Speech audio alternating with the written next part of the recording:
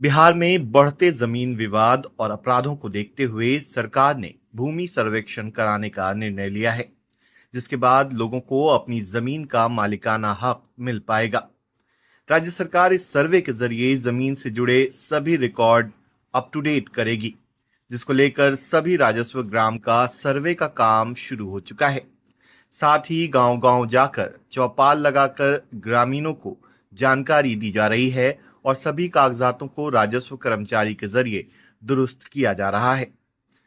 भूमि सर्वे करवाने के लिए आपको कुछ जरूरी कागजात देने होंगे। ये कागजात इस बात पर निर्भर करते हैं कि जमीन आपके नाम है या फिर आपके परिवार के किसी और सदस्य के नाम पर है।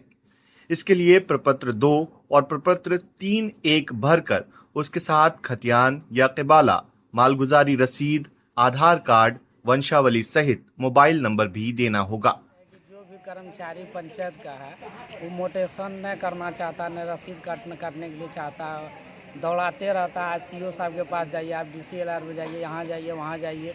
अगर आपका अच्छा कागज़ है, रसीद काटने वाला मोटेशन, उसमें पैसा मांगता 5,000। अब तो सर्वे भी शुरू हो गया था और परेशानी बढ़ गया। और परेशानी बढ़ गया, सब आदमी परेशान है। लोग दौड़ते दौड़ते लोग परेशान है। भर दिन काम उम छोड़कर सब लोग आते हैं, लेकिन यहाँ कोई सुनने वाला नहीं है। बहुत नेता पदाधिकारी को कहने पर भी कोई नहीं सुनता है, और कर्मचारी खास करके लोग को परेशान कर देता है और पैसा का मांग करता है। अगर जमीन आपके पूर्वजों के नाम पर थी और अब वो नहीं है, तो उनके मरने का सबूत देना होगा। ये सबूत उनकी मृत्यु प्रमाण पत्र होगा। इसके अलावा आपको उनकी जमीन के पुराने रिकॉर्ड भी देने होंगे, जैसे कि जमाबंदी, मालगुजारी रसीद। इन रिकॉर्ड में जमीन का विवरण होना चाहिए। साथ ही वंशावली भी देना जरूरी होगा। अगर आपने जमीन खरीदी है तो आपको जमीन खरीदने के कागजात भी देने होंगे। वहीं अगर जमीन को लेकर कभी कोई विवाद हुआ है तो और कोर्ट में कोई आदेश दिया गया हो तो आदेश से संबंधित सभी कागजात की कॉपी देनी होगी। भूमि सर्वेक्षण करने के लिए आप ऑनलाइन या ऑफलाइन दोनों तरीके से भूमि सर्वे के लिए आवेदन कर सकते हैं। ऑनलाइन आवेदन करने के लिए सबसे पहले आपको बिहार सरकार के राजस्व व भूमि सुधार विभाग की वेबसाइट पर जाकर सारा डॉक्यूमेंट्स अपलोड करना होगा।